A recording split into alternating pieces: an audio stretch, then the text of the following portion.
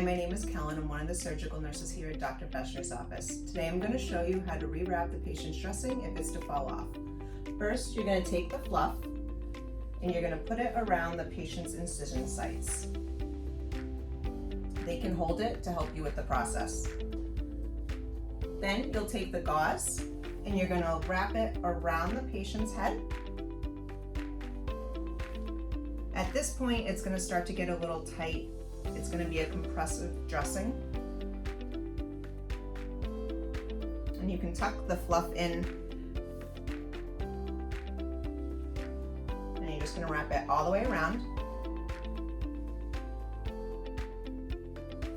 It's important that it's tight, especially that first night.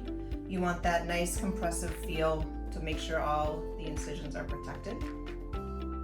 Once the gauze is wrapped around, you can tuck it in to keep it there.